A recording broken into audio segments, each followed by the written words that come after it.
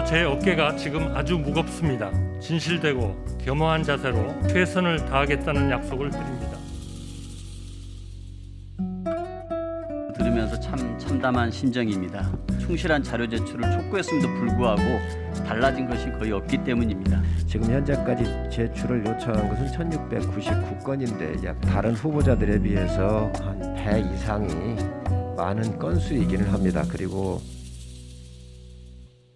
도대체 김현장에서 20억을 받으면서 무슨 일을 했느냐? 아무런 답변을 해주지 않으셨습니다. 국민의 눈높이로 보면 조금 제가 송구스러운 그런 측면은 있다.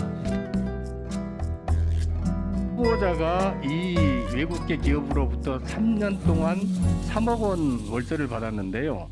절대로 그 기업들에 대한 하나의 그런 특혜나 회사의 책임자들을 만난 적이 없습니다. 그림을 10여 점 팔아서 1억 원을 갖다가 수입을 올렸다 그러더라고요. 이 서양화 쪽에 프로 작가입니까? 아마추어 작가입니까? 프로 작가입니까? 거의 프로입니다. 거의 프로다. 프로는 아니고 거의 프로다.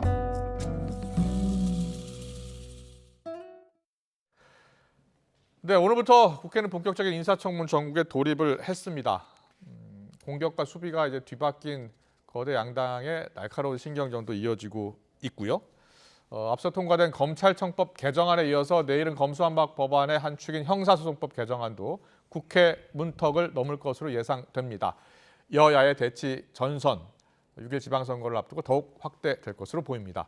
신성범 전 국회의원, 이강윤 한국사회여론연구소장 두 분과 함께 정치권 이슈 짚어보겠습니다. 어서 오십시오. 안녕하세요. 안녕하세요. 네, 청문회 정부 시작됐네요. 한덕수 후보자 청문회뿐만 아니라 다른 장관 후보자 5명의 인사청문회도 지금 진행 중입니다. 먼저 한덕수 총리 후보자, 오늘 청문회 좀 보셨어요? 네, 오전 상황 잠깐 봤는데요. 네. 말 그대로 동시다발입니다. 아무래도 관심의 최대 초점은 한덕수 총리 후보자 인준되느냐지 않습니까? 예. 왜냐하면 내각 국무위원들 추천권도 총리가 행사를 해야 되기 때문에. 그렇죠. 예. 그런데 아마 오전 뉴스에서도 계속 짚어졌습니다만 민주당 내에서 기류가 조금 좀 까다로워 보이기도 하고요. 공교롭게 또 오늘 발표된 몇몇 여론조사기관에서 다 이 문제를 짚어봤는데 이따 말씀 나오겠습니다만 좀 부적절하다 이렇게 답변하신 의견이 한 3주일 전에 비해서 꽤 늘어났어요. 그것을 물론 그거 가지고 하는 건 아니겠습니다만 좋지 않게 돌아갈 때는 영향을 미칠 수도 있겠다 이런 생각이 듭니다. 내일 하루 남아 있으니까 그걸 좀 상황을 좀 더 지켜봐야 할 것 같습니다. 그렇군요. 예, 신성범 의원님께서는 어떻게 보셨어요? 통과될 것 같습니까? 어려울 것으로 보이십니까? 이걸 어떻게 판단했으면 하지만 민주당의 전략은 뭐 분명해 보여요. 그러니까 오늘과 내일 한덕수 국무총리 후보자 청문회를 하고 모레 하루 다음 날 그러니까 모레에 한동훈 법무부 장관 후보자 청문회를 하잖아요. 끝나고 나면 제가 볼 때는 한동훈 후보자에 대해서는 굉장히 극도의 거부감을 보이고 있으니까 뭐 자진 철회해라, 임명 철회하라는 요구를 하면서 한덕수 후보자에 대해서는 인준해 줄 수도 있다는 뉘앙스로 정치적 협상을 하거나 이렇게 해야 될 가능성이 좀 있다고 보는데 어찌됐건 오늘 저는 지금까지 쭉 한덕수 국무총리 후보에 대한 그 의혹의 언론에 제기했던 의혹의 핵심을 보면 딴 건 없잖아요. 왜냐, 딴 거라 하면 적어도 주미대사를 그만두고 나서 10년 사이에 재산이 40억 원 정도 늘어났다는 게 의혹의 핵심인데 설명 들어보면 김현장에서 한 20억 그리고 무역협회에서 한 20억 받았어 그동안에 맞춰지는 것 같고 그러니까 부동산 투기 같은 건 없고 자제분도 없기 때문에 무슨 자식과 관련한 교육 문제도 없는 것 같고 근데 도대체 김현장에서 변호사도 아닌 분이 무엇을 했길래 저렇게 많은 고액의 자문료 내지는 고문료를 받았을까잖아요. 근데 오늘 보니까 유일하게 하나 나온 팩트가 남인순 의원이 설명하는 과정에서 그 김현장의 업무 내역서를 아마 민주당 의원이 열람한 모양이에요. 여기에 뭐라고 적혀 있냐? 국제 통상 환경을 연구하고 그리고 각 통상 정책에 대해서 그런 요구하는데 제출한다 이렇게 돼 있어요. 이 부분이거든요. 한 일이. 그러니까 이 부분이 뭐 경제수석했지, 부총리했지, 그다음에 국무총리까지 해놓으니까 이런 부분에 대해서 우리 대기업들이나 로펌에서 아니면 외국 기업들이 요구하는 이런 걸 한 것 같다. 좀 더 안 나온 거죠. 이게 도대체 그러면 좀 더 들어가면 무슨 일이길래 그 영업 네. 비밀이라는 이유로 그래서 예, 예. 그 부분이 조금 걸렸을 뿐이지 어느 정도 저는 문제의 본질에는 어느 정도 좀 뭐랄까 해명이 된다고 저는 봐요. 정치적 협상 이야기를 해서 잠깐 하나 여쭤볼게요. 네. 그동안 계속 나왔던 이야기가 한덕수 총리 후보 인준을 해주는 대신에 한동훈 후보자, 법무장관 후보자 낙마를 이제 뭐 딜할 것이다, 협상할 것이라는 이야기가 많이 나왔잖아요. 네. 그럴 가능성도 있다고 보십니까? 저는 대단히 희박하다고 봅니다. 네. 일단 윤석열 당선자의 이른바 무엇을 꽉 쥐는 힘, 그립감이라고도 하죠. 네. 영어여서 죄송합니다만 본인의 소신이 아주 강하고요.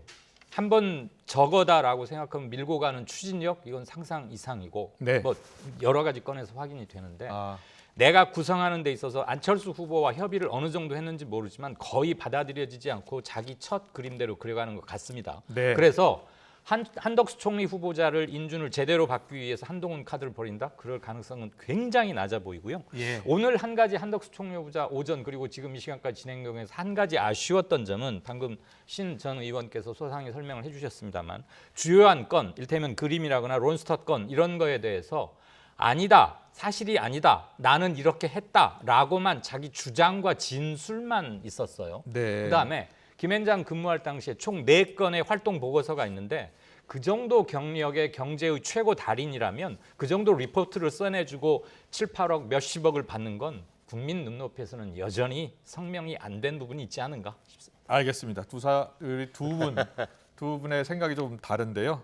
우리 국민 여러분들의 생각도 좀 다를 것 같습니다. 자, 아니, 먼저 이제 오늘 청문회요. 아니 저는 아니 저 뭐 반박하고 싶은 생각은 전혀 없고요. 이런 부분이잖아요. 국민들이 지금 보는 지점은 어느 정도 그 정도 경력 가진 사람이 이른바 높은 사람이 그렇게 돈을 많이 받는 것은 뭐 괜찮다 내지는 좀 기분은 눈높이는 안 맞지만 용인해줄 수 있다는 건데 무슨 일을 했길래 이게 핵심이다. 그래서 오늘 그 이 한덕수 후보자 했던 중에 저는 이 부분에 대해서는 조금은 사실관계 나올 거예요. 예를 들어서 저 자신이 특정한 사안에 대해서 관여한 것이 한 건이 없다. 이렇게 이해관계 충돌과 정관예우 이야기를 하면서 한 거예요. 이렇게 한 건도 본인이 관여한 게 없고 후배인 공무원들에게 단 한 건도 전화하거나 그동안도 부탁하면 그런 입장을 계속 밝혀왔던 것 같아요. 오늘 자기 이야기를 했으니까 예, 만약에 예. 전화를 받았거나 한 게 사실이 드러나면 거짓말이 될 테고 아니라면 예. 또 사실로 인정할 수밖에 없는 그런 상황 아닌가 싶어요. 알겠습니다. 자, 오늘 청문회 이제 보신 분들도 있고요. 못 보신 분들도 있을 텐데요. 한덕수 후보자에 대해서 어떤 의혹들이 제기되고 또 제기됐고 어떤 해명이 있었는지 잠깐 듣고 오겠습니다.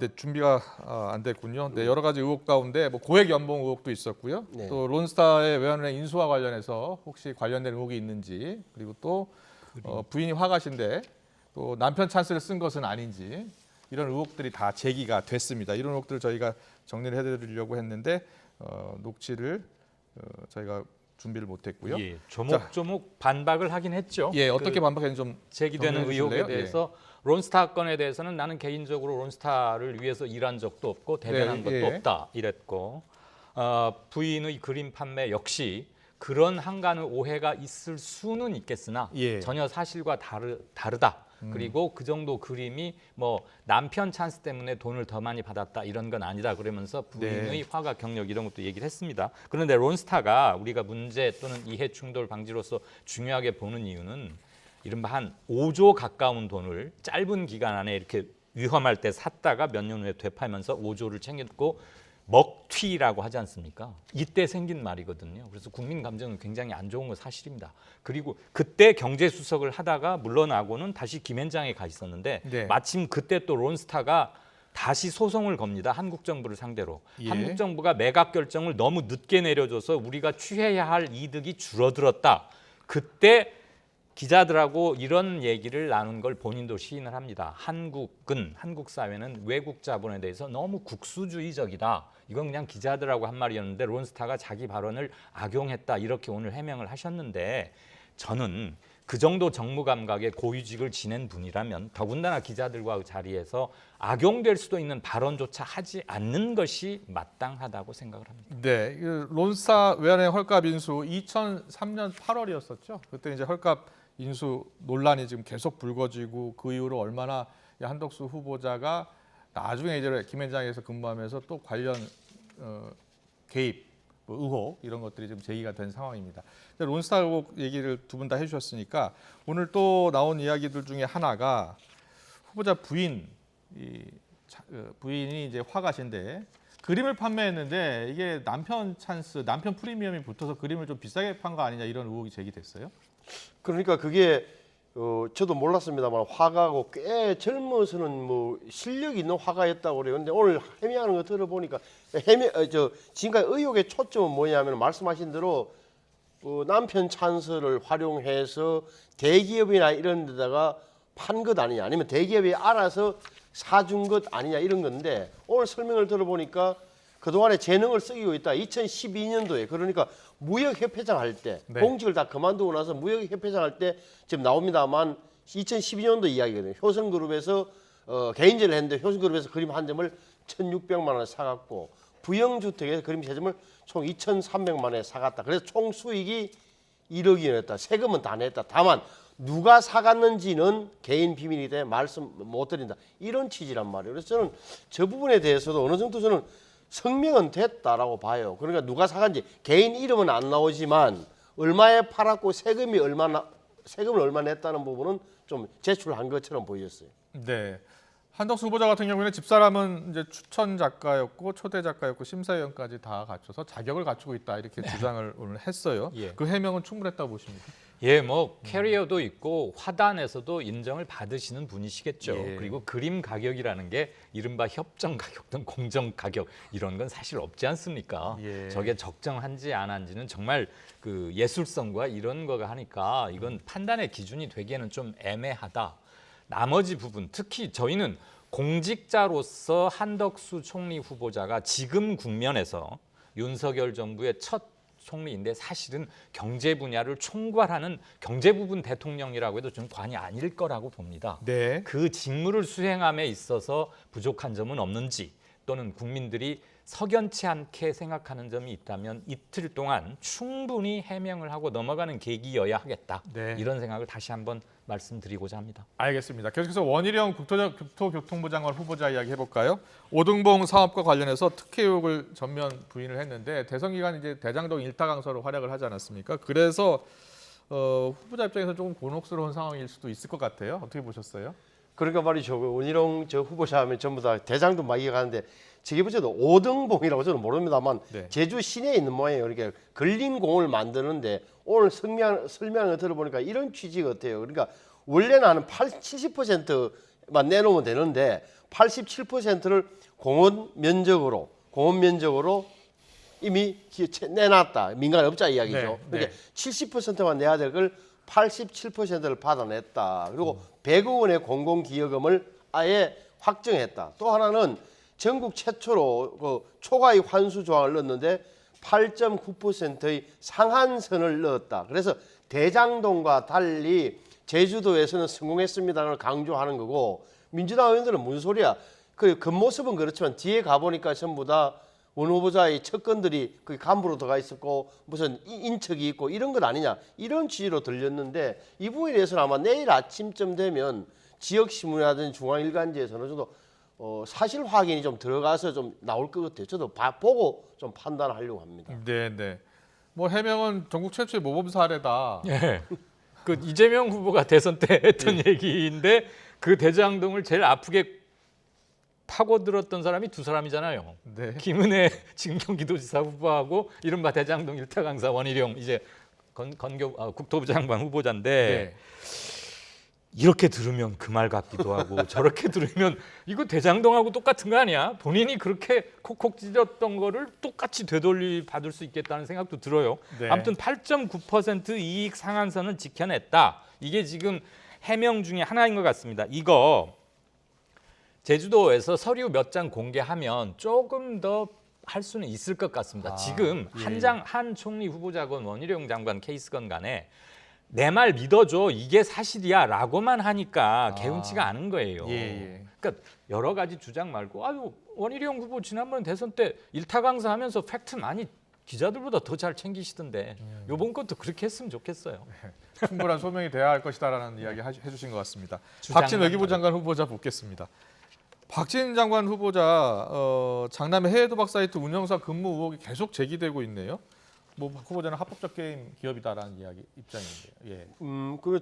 그러니까 뭐 아들이 카이스트에서 산업공학을 전공했는데 캐나다에 있는 회사에 무슨 전산 뭐 전문가로 취직을 했다. 그게 알고 보니까 온라인 포커 게임 회사다.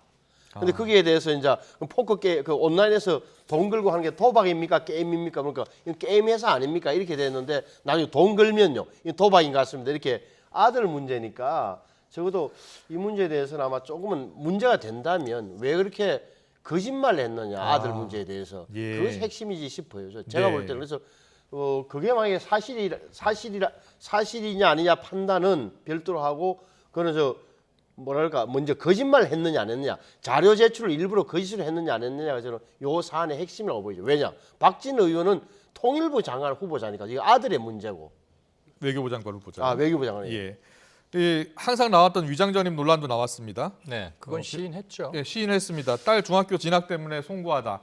야, 이거 청문회 때마다 나오는 단골 메뉴 아닙니까? 이제는 그래서 국민들도 어느 정도 면역이 생기신 듯 위장 전입 정도는 그냥 기본 또는 애교로 봐주시는 분위기도 없지 않아 보이는데 사실 이거 고쳐져야 하고요. 네.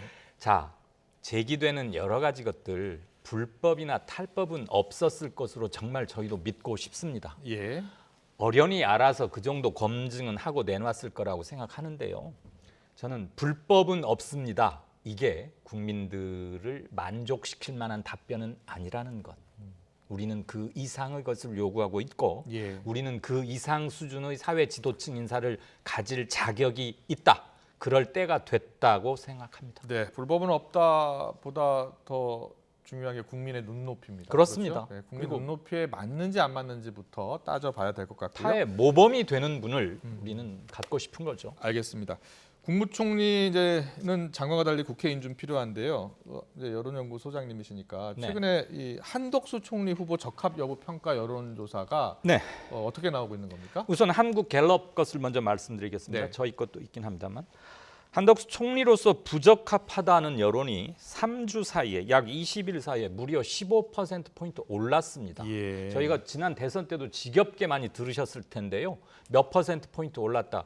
10 내지 15%포인트 오른 것은 굉장히 급격한 변동입니다. 지금 저희가 그래픽 준비했는데 네. 부적합이 22에서 37로 높아진 겁니다. 그렇습니다. 예. 불과 지금 20일 사이에 그렇고요. 오늘 아침 저희가 발표한 KSOI 조사에서도 자세한 것은 여론조사 심의위원회 홈페이지 보면 나옵니다만 20일 전에는 적합하다, 적합하지 않다가 35%로 팽팽히 동률이었는데 네. 이번에는 안 되겠다, 반대했으면 좋겠다가 무려 46%. 네. 10%포인트 이상 올랐죠. 찬성은 거의 변화 없이 37%입니다. 예, 예. 그래서 자, 그럼 여러 조사기관에서 비슷할 때 조사했는데 왜 공이 이런 숫자가 나오느냐? 물론 그동안 언론들에서 제기한 새로운 것도 있지만 지금 현재 전국 상황하고도 좀 관련이 돼 있고요. 네. 아, 이분 알려진 것과는 달리 조금 검토해 볼 게 좀 있어 보이네라는 의견이 많이 반영됐다고 봅니다. 그렇군요. 예. 근데 오늘 나온 또 다른 여론조사를 보면 국민의힘 정당 지지율이 50%에 도달했다라는 여론조사 결과가 나왔어요. 자, 이거는 어떤 요인이 작용했다고 보십니까?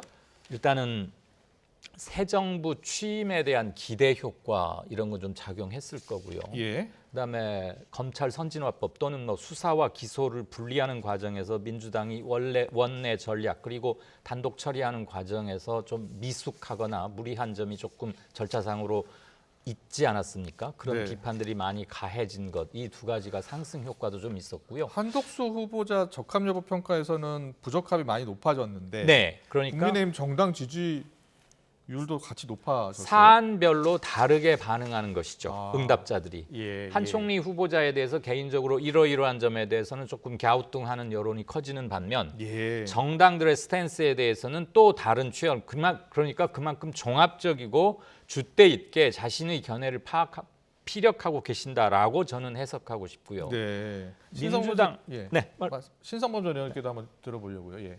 뭐 전문가시니까 우리 예. 이 소장님께서 말씀이 정확할 겁니다. 특히나 제가 볼 때는 이 검수완박법 또는 뭐 검찰 정상화법의 내용과는 상관없이 예. 국회에서 벌어지는 행태에 대해서는 저렇게 숫자의 힘으로 밀어붙이는 것, 그다음에 무엇보다도 민영배 의원의 위장 탈당이나 꼼수, 안건조정위원회 이런 탈법적 운영, 법사위의 통과 과정 이런 걸 보면서 국민들이 야 민주당에 대한 반대가 오히려 높아졌다.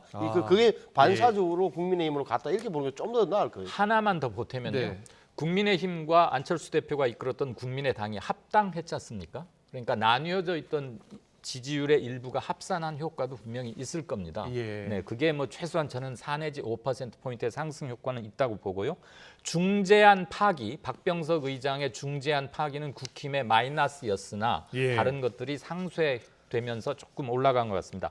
오늘 KSY 저희 조사로도 역시 국민의힘 44.3, 민주 32.6%, 오차범위 밖에서 국민의힘이 최근 들어 좀 상승했습니다. 그렇군요. 예. 계속해서 특별 사면 관련 여론조사 좀 봤으면 좋겠는데요. 네. KSY 역시 여론조사였어요. 이강유 소장님이 좀 설명해 주셨으면 좋겠는데요. 예. 어떻게 나왔습니까? 사면 관련해서 최근 막 나온 뉴스는 방송 들어오기 직전에 확인하니까 청와대에서는 조금 뭐 좀 멈칫하고 있는 기류도 보이긴 합니다. 어쨌거나 네. 저희가 물었던 결과를 말씀드리면 이재용 삼성전자 부회장에 대해서는 사면 복권하는 게 좋겠다가 과반을 좀 더 많이 넘었고요. 네. 그 과반을 훨씬 넘었습니다. 나머지 세 사람 이명박 전 대통령, 김경수 전 경남도지사 그리고 정경심 교수, 조국 전 장관의 부인이죠. 이 세 사람에 대한 사면은 어떻게 보십니까? 그랬더니 최대 40% 정도만 찬성했고 예. 더 찬성률은 나머지 사람 훨씬 낮았습니다. 그러니까 네. 국민 정서상으로는 이분들은 사면 안 했으면 좋겠다. 뭐 이재용 부회장에 대해서는 그동안 언론들이 너무 많이 얘기했던 거 그런 것도 좀 영향을 미친 게 아닌가 싶습니다. 그러네요. 이재용 삼성전자 부회장은 찬성 여론이 약 68.8%. 70% 가깝죠. 김경수 전 지사나 정경심 교수는 28.8, 30.5 이렇게 나왔는데요.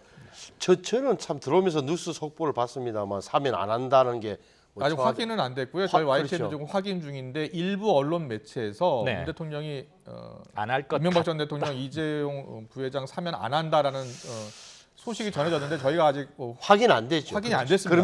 그럼에도 불구하고 제가 유심히 보는데 이런 야 문재인 대통령의 스타일이라 기질이 하나도 안 변하는구나. 나갔으면서 이런 건 여론조사 수치를 보고 결정하는 사안은 아니에요. 이건 정치적 결단의 문제인데 얼마 안 남으셨는데 꼭 이렇게 결단을 못 하시는구나 느낌을 강하게 받아요. 그것이 저는 뭐 예를 들어서 뭐 이명박 전 대통령의 경우는 41년생, 지금 82세예요. 그런 문제. 그다음에 이재용 회장도 그렇고 특히 정경심 교수 같은 경우는 뇌출혈이라는 진단명까지 나오고 언론에 보도가 많이 된 상태인데 이런 부분에 대해서 결단을 안 하시고 정말 말 그대로 여론조사 수치만 보고 판단한다면 굉장히 실망스러워요, 진짜. 네. 지금 대통령의 결단 그리고 대통령이 여론의 눈치를 너무 많이 보는 것 아니냐.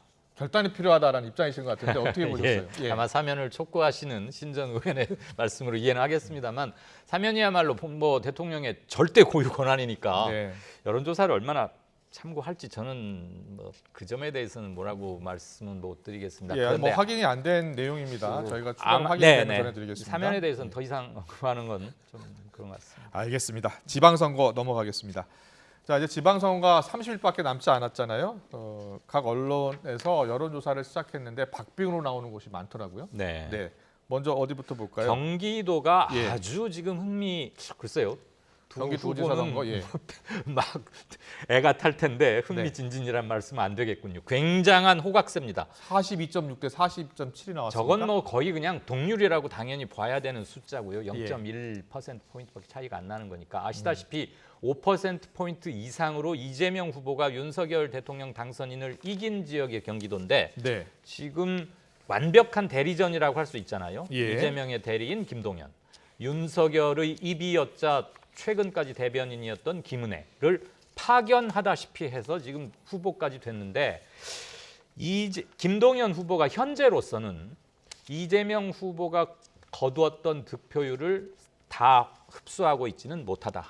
그런데 이재명 전 대선 후보가 지원 유세에 나아가고 하면 조금 더 상승 여지는 있어 보이고요. 예. 김은혜 후보는 최근에 인지도가 급격히 상승했다는 것, 그다음에 윤심이 가세되어 있다는 것을 뭐 다들 유권자들도 짐작하시는 바. 그래서 이른바 떠오르는 권력, 라이징 파워의 수혜 효과도 좀 누리고 있다. 그리고 저기는 섣불리 예측하기는 참 힘들어 보입니다. 물론 대진표가 만들어진 건 얼마 안 됐는데 서울은 경기에 비해서는 조금 예측이 가능하고 오세훈 후보의 우세가 조금 뭐 점쳐지고 있고요. 네. 지금 뭐 김은혜 의원 지역구가 분당 갑이잖아요. 여기에 누가 나오느냐를 놓고서도 여러 이야기 나오는데 지금 안철수 위원장 뭐 출마설도 있고요. 이재명 사임고문은 뭐 인천 계양을이 나오는데 여기 분당 갑에 나올 가능성도 있다는 이야기도 나오고요. 자, 어떻게 전망하세요? 우선 이재명 전 후보님이야 지금 인천 쪽이 가능성이 높은 거 보고 저도 뭐 정보가 있어서라기보다는 언론 보도를 통해서 접하는 걸 종합해 볼 때 그렇다는 느낌이고 지금 아시는 대로 분당 갑 김은혜 의원이 있던 지역에는 박민식 전 의원이 이미 출마 선언을 했단 말이에요. 그렇기 때문에 남는 문제는 안철수 인수위원장이 뛰어드느냐 안 뛰어드느냐인데 일반적으로 보면은 당에서 요구하는 형식 내지는 당선인 측에서 요구하면 좀 뛰어들 것 같다. 이렇게 되면 뭐 지금 이준석 대표가 하는 말로 봐서는 박민식 전 의원과 뭐 경선을 해야 되는 상황 아닌가 싶어요. 저는 안철수 위원장의 경우에는 당내 당권 획득을 위해서라도 저는 이번에 원내 진입을 시도할 것처럼 보여져요. 그렇군요. 안철수 위원장이 출마할 것 같다고 이야기해 주시네요. 지금 안철수, 이재명 두 분 다 당권을 상정하고 있는 것으로 전해지잖아요. 그렇습니다. 그리고 정치적 예. 가능성을 행로를 예측해 봤을 때 충분히 상정 가능한 민주당은 얘기인 것 8월 같습니다. 전당대회, 그렇죠. 그리고 국민의힘은 내년이죠. 내년 1년이 남았는데 원내 교두보 진입은 본인들에게 뭐 당연히 정치적으로 매우 중요한 징검다리이면 사실인데 네. 두 사람이 맞붙으면 분당 갑에서 맞붙으면 이건 뭐 최고의 하이라이트가 될 수 있는 것이고 그렇지 않다면 정치적 이펙트는 상당히 낮아지겠지만 두 사람 다 당선 가능성은 꽤 높다고 보여집니다. 근데 특히 이재명 후보 같은 경우에 굳이 인천 계양이라는 그닥 명분이 없어 보이는 곳에 급하게 복귀 데뷔를 해야 하나라는 거에는 좀 그런 생각 답변을 갖고 계시군요. 예.